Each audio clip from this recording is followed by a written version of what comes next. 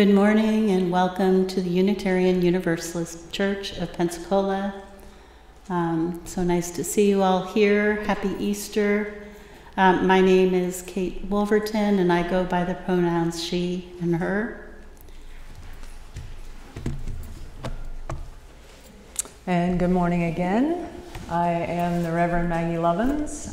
My pronouns are she and her, and I am blessed to be your community minister. Let us give thanks for a bouquet of people. We give thanks for children. Like tulips and iris, they multiply around us, making the world ever more filled with color, beauty, and new life. May we bless them as they replant themselves even further from us, knowing that they need their own space to grow.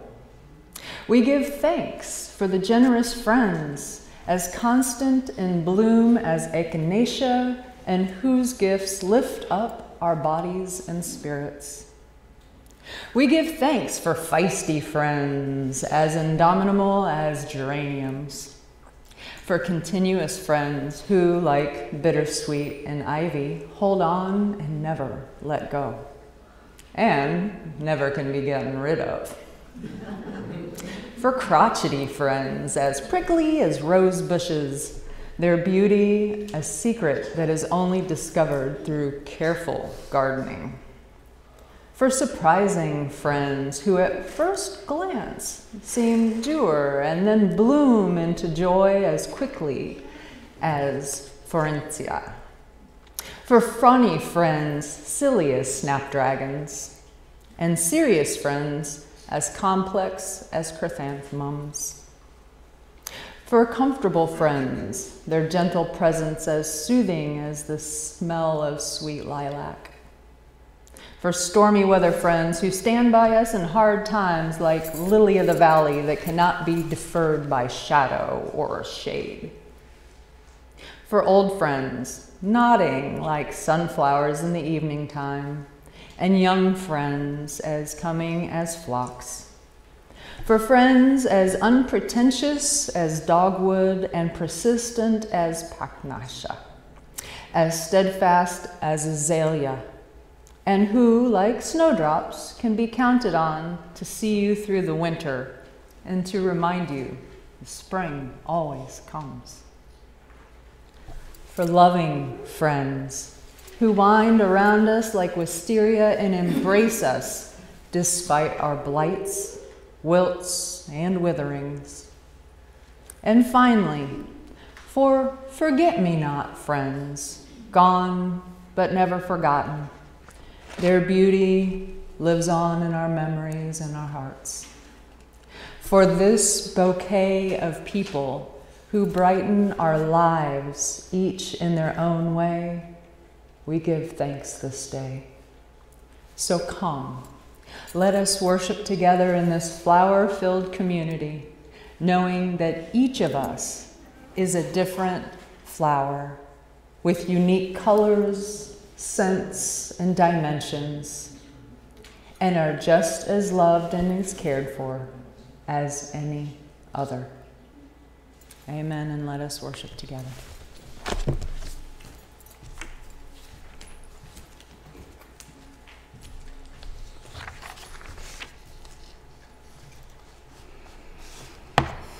For our chalice reading today by Peter Samoski. May this flame we light remind us that every one of us can bring the light of love to the world. May this clear flame be a symbol every heart can burn bright with peace, joy, and harmony. May the wisdom of ages speak to us through the flame and stay in us. Every one of us can be a blessing to the world.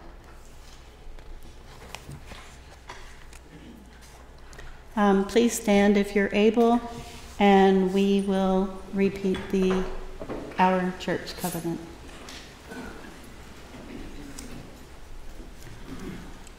Love is the spirit of this church, and service its law. This is our covenant, to dwell together in peace, to seek the truth in love, and to help one another. Please stand if you're willing and able. We're going to be singing number 38 in the gray hymnal, Morning Has Broken, and if you're in the choir, come on up.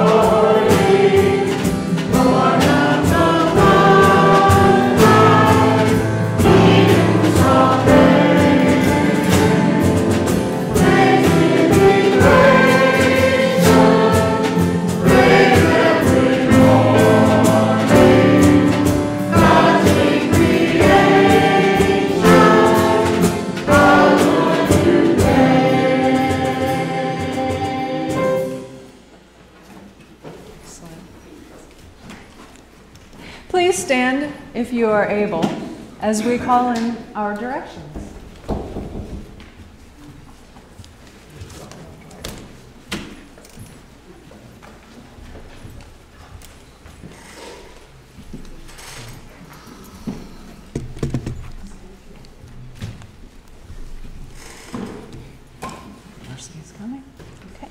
As we light this candle, we call upon the spirit of gratitude that dwells in the East.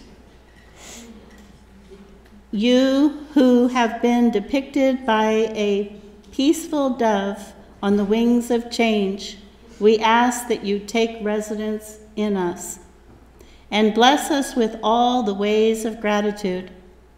May gratitude be in us, with us, and ever flowing from us. Blessed be. Blessed be. And to the south.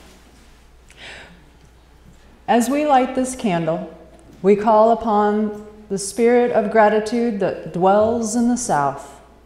You who have been depicted by the fiery phoenix rising from the ashes of passion, we ask that you take residence in us and bless us with all the ways of gratitude.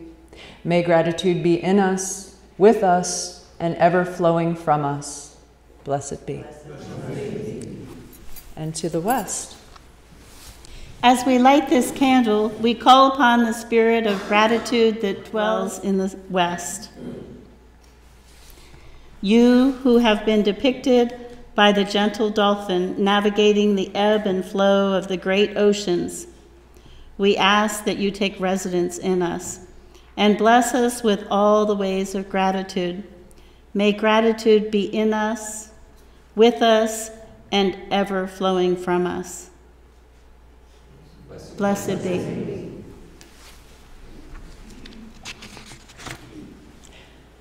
As we light this candle, we call upon the spirit of gratitude that dwells in the north.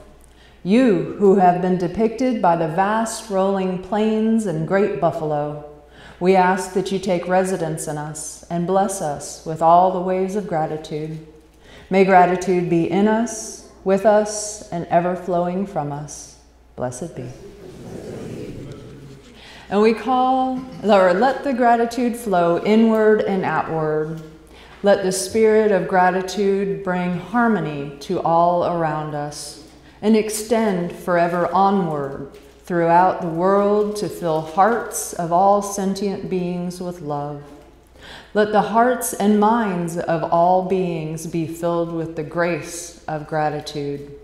Let all people's actions be filled with loving gratitude. With gratitude, the earth will be renewed along with our hearts. Blessed be.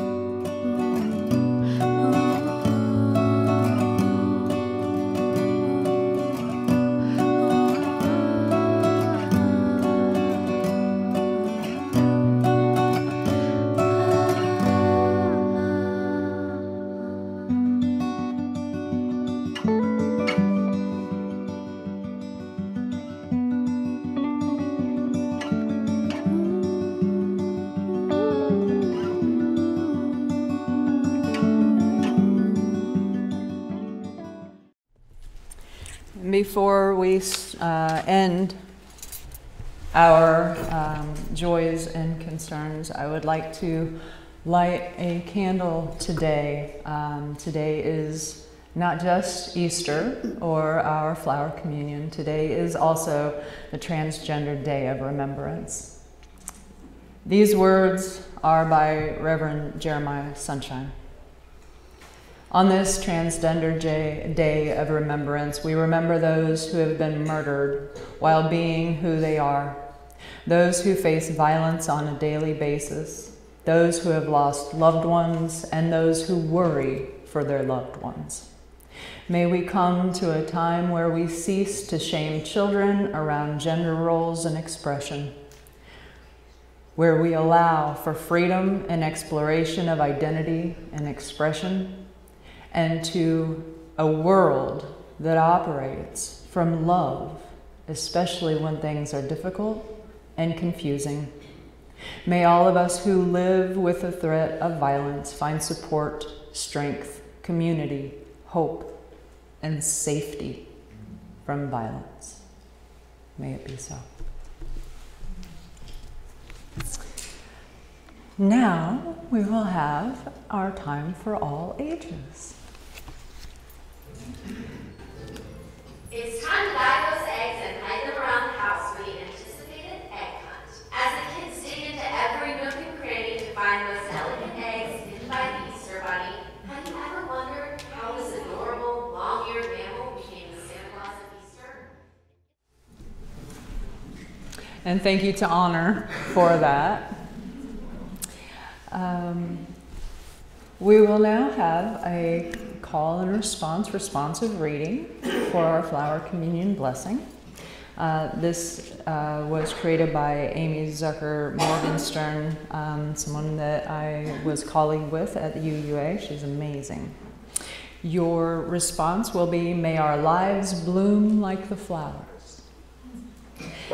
Each of us is a flower with a delicate beauty uniquely our own.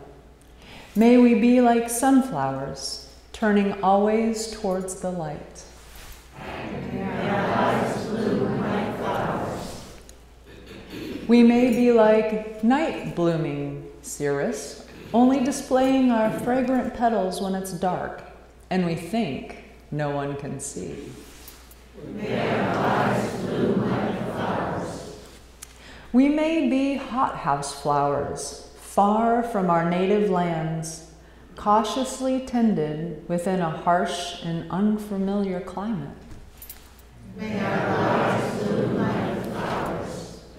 We may be gray-headed like dandelions, eager to launch a new generation with the first strong gust of wind, past our own bright youth, but ready to pass on our wisdom to precious gossamer seeds. May our lives bloom like flowers. Some of us, sometimes, spring up overnight and fade in the hot glare. May our lives bloom like flowers. Some of us, sometimes, are roses, slowly assembling petal after tightly wrapped petal and revealing our full glory only when everything is in its place. May our lives bloom like flowers. Sometimes we are roadside weeds, loveliness bursting improbably from the dust and debris. May our lives bloom like flowers. May we offer our beauty with the simplicity of flowers, expecting no recognition, hoping for nothing, giving out what we are, and knowing that that is enough. May our lives bloom like flowers. And may it be so. Please join me now in our gratitude hymn. You may stay seated, number 1010. If the choir would join us, please.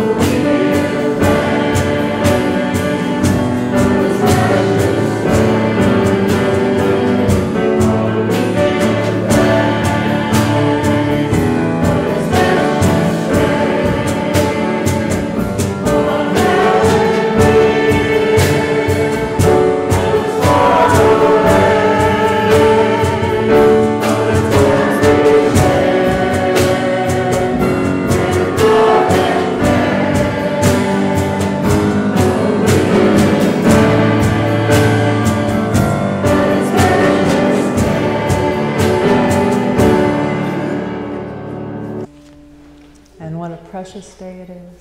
Thank you. Okay, next we're going to watch a short video on the history of our flower communion. And this was put together by Foothills, Colorado, UU. I want to give them a plug for making this beautiful video. It was actually made last year for the 100th anniversary of our flower communion. We are in year 101 now.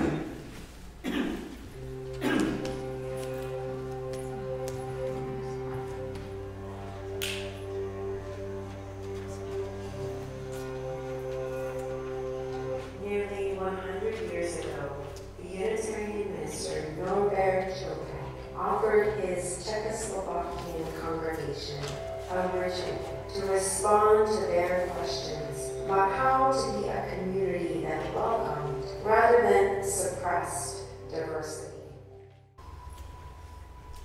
And once again, thank you to the Foothills community for that beautiful little video. I want to give just a little bit of a background to this, more about Norbert. His mother was a devout Catholic, his father agnostic. He became an acolyte at age 10 in 1890 at St. Martin's Catholic Church. But in the years following, he became disillusioned as his priest was a cynic. At 18, he apprenticed to his uncle, a successful tailor in Vienna, but he discovered the Baptists and became a minister.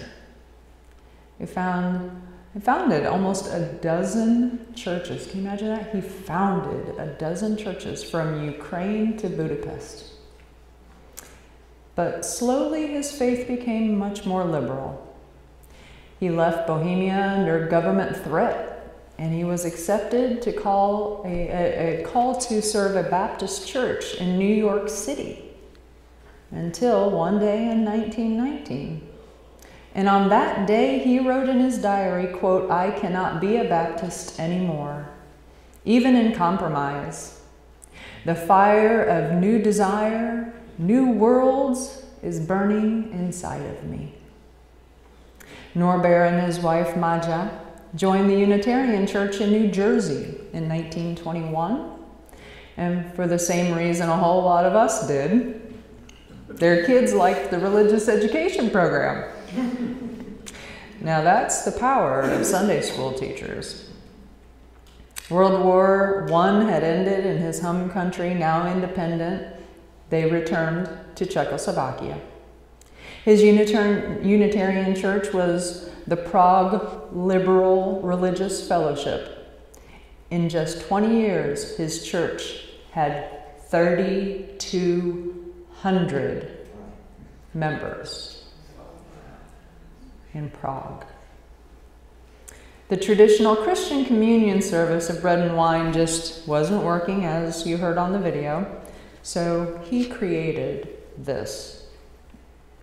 He turned to the beauty of the countryside and developed the flower ceremony.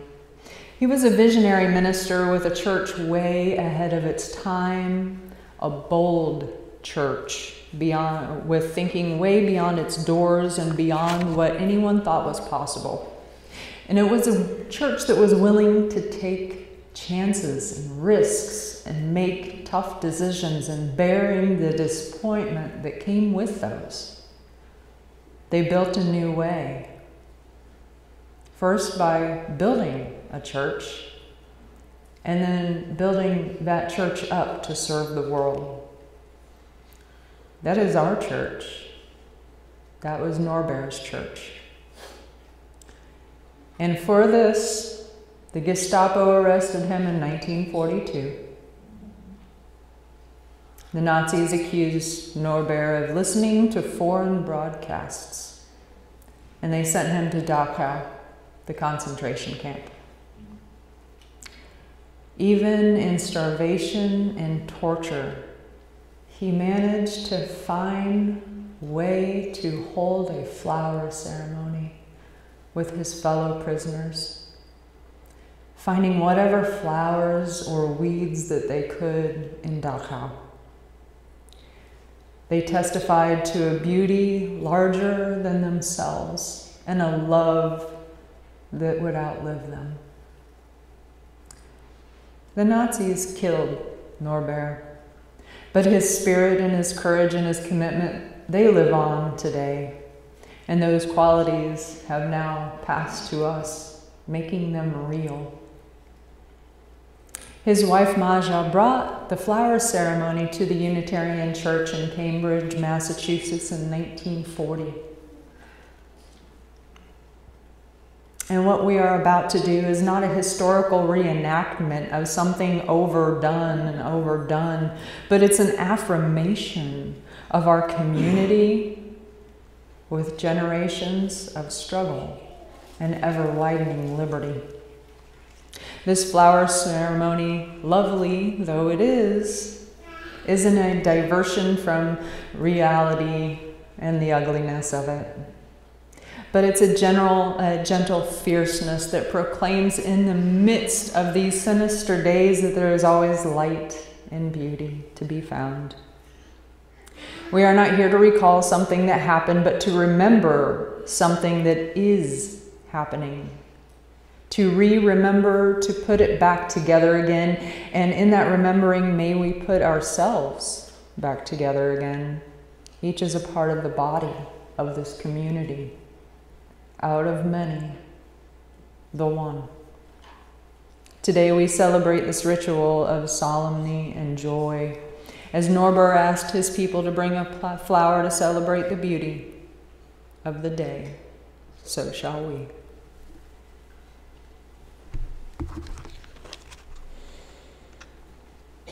I would like to introduce our next very short video. It is a blessing both in Czechoslovakian and in English. These are Norbert's words that he wrote for the original flower service, spoken to us by Peter.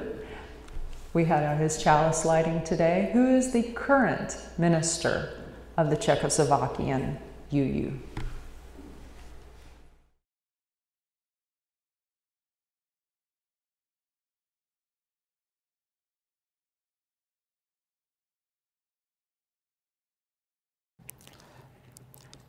Let me share with you the meditation which Norbert Fabian Capek offered for flower communion. Ve jménu prozřetelnosti, která do jádra ukládá budoucnost mohutného stromu a do srdcí vkládá budoucnost zbratřeného lidstva, ve jménu toho nejvyššího, co námi hýbe, co činí matku matkou, bratra bratrem a sestru sestrou, ve jménu mistrů a vůdců božských, kteří vlastních životů nasazovali, jen aby uspíšili příchod říše lidskosti, pro dobro vlastní a prospěch svého národa obnovme své předsevzetí, že si chceme být upřímnými bratry a sestrami bez ohledu na jakékoliv přehrady, které odcizují člověka člověku. V tomto svatém předsevzetí síliš nás vědomí, že jsme jedna boží rodina, že jeden duch, duch lásky nás spojuje a jedna snaha po dokonalejším a radostnějším životě nás vede. In the name of providence, which implants in the seed the future of the flower, and in our hearts the longing for people to live in harmony. In the name of the highest in whom we move and who makes the mother and father, the brother and sister, lover and loner for what they are. In the name of sages and great religious leaders who sacrificed their lives to hasten the coming of the age of mutual respect, let us renew our resolution, sincerely to be real brothers and sisters, regardless of any kind of bar which estranges us from each other. In this holy resolve may we be strengthened, knowing that we are God's family. That one spirit, the spirit of love, unites us, and endeavor for more a perfect and more joyful life. Amen.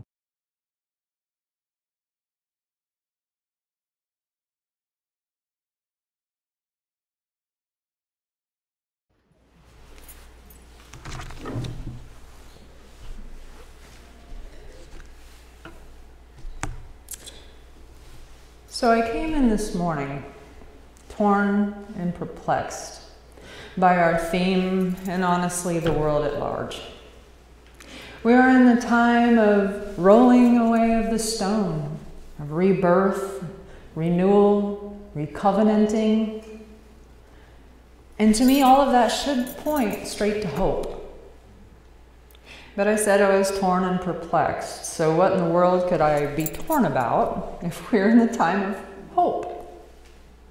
Well, outside of these walls are millions of people who are displaced, who lack basic sanitation and life-giving water. There are pieces of our Mother Earth that are being stripped and burned and polluted. We live in a culture of accepted violence and loneliness. Our politicians are consistently trying to divide us, and they want us to forget that we belong to each other. The reverberations we have been hearing have been of discontented voices. The images we've been seeing have been violent, and the words that we've been reading have been, well, hateful.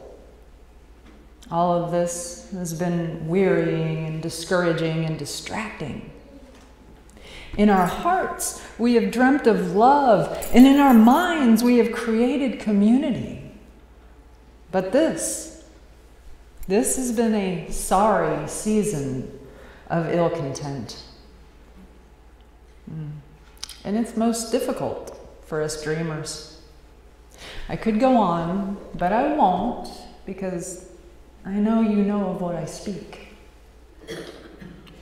But here I go again. I'm going to be that glass completely full kind of girl that I am. My glass is always full, whether it's water or air. It's full. And it's because I choose, I think, to see past all of this to the center of hope. And what I have found is surely as miraculous, honestly, as anything that I have found. I found love. I found love at the center of all of those things. I found love that refugees have for their families and their homes, their cultures, even while fighting to preserve their lives and their way of life. I found love in the hands of those that are digging wells and laying pipe and delivering water purification tablets to all who are in need of clean water. I found love in those that chain themselves to 100-plus-year-old trees in hopes of saving them from the backhoes. I found love in the hearts of those who have worked alongside the U.S. and Canada's First Nations people to stop and further prevent tar sand pipelines. I find love in the way our up-and-coming generations are developing new ways to clean up our oceans, to reduce our use of landfills and single-use plastics, and how they're planning to reinvigorate the earth. At the center of some of our newly elected officials, love can actually be found. And we find more and more of our fellow humans just wanting to live in peace and harmony with one another. And I know love is at the center of so much of our mental health outreach. Now, I believe that gratitude helps manifest hope, and maybe that's why I can stay positive sometimes. A gratitude practice is easy, and it actually works. And more than just writing down your gratitudes, which is enough in and of itself, if you have the opportunity to tell the person or people thank you, then do it, because it's going to brighten their day and make you feel good. So, I'm famous for never asking people to do something I'm unwilling to do, unless it's like brain surgery or something like that. So I'll go first. Today I am grateful for the love and support of my family, both those who are here with me today and those who support me from long distance. And I am super grateful to you, UCP, and all of you for so much. At this moment and today, I am looking back almost 7 years now, y'all, 7 years, when you lifted me up and ordained me as your community minister, along with my ministry partner, Daisy Dog.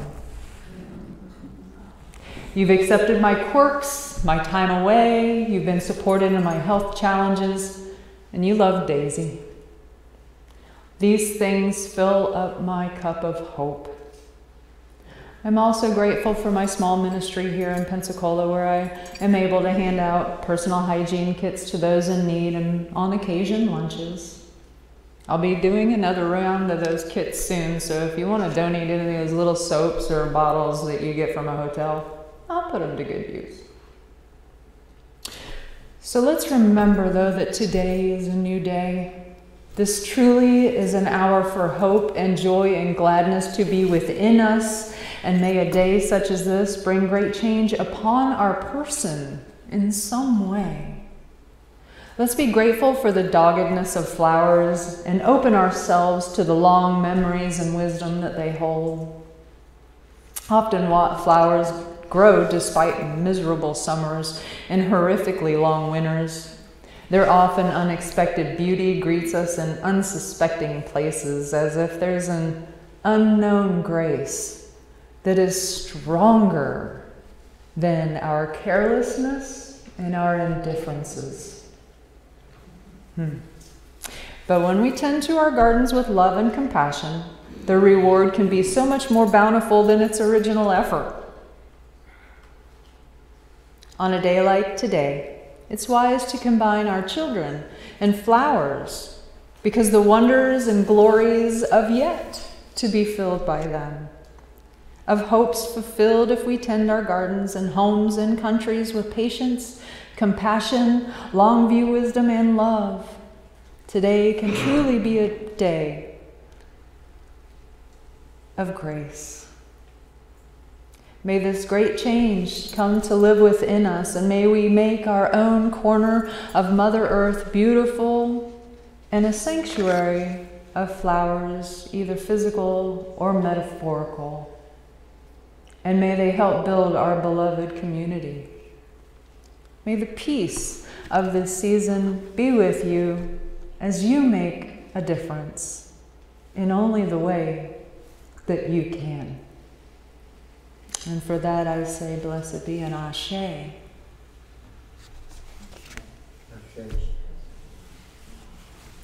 I would like to invite my helpers up at the moment. So we are going to start our flower communion here in just a moment.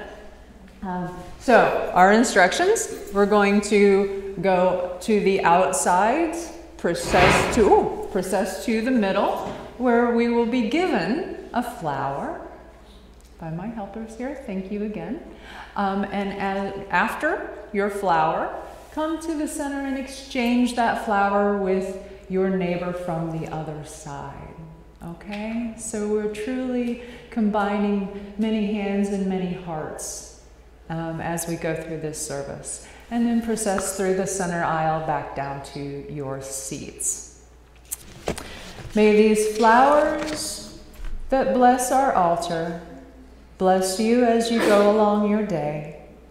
May these flowers that have been brought by each of your hands bless each of your hands as you go about your day.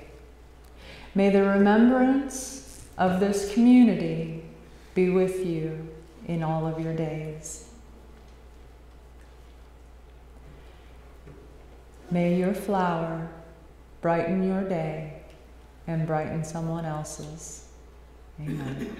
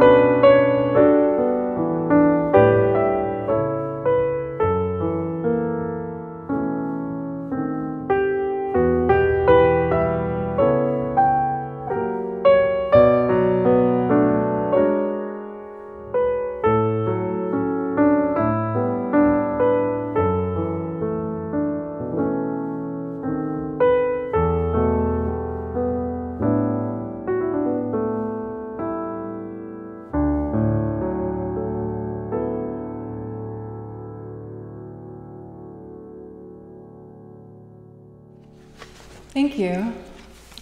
If you would rise, if you are able and willing, as we close our directions. As we are running a little bit over time here, I am going to release them all together. If you lit a candle, please take your space so we can extinguish them. Let the gratitude flow inward and outward. Let our spirit of gratitude bring harmony to all around us and extend forever onward throughout the world to fill our hearts and the hearts of all sentient beings with love. Let the hearts and minds of all beings be filled with all aspects of gratitude. With gratitude, the world will be renewed with all its wounds and hearts being healed. Go if you must, but stay if you will. Blessed be. And please stay standing if you would as we sing our closing hymn, which is 1008 in our teal hymnal, or the words will be on the screen here, When Our Hearts Are in a Holy Place.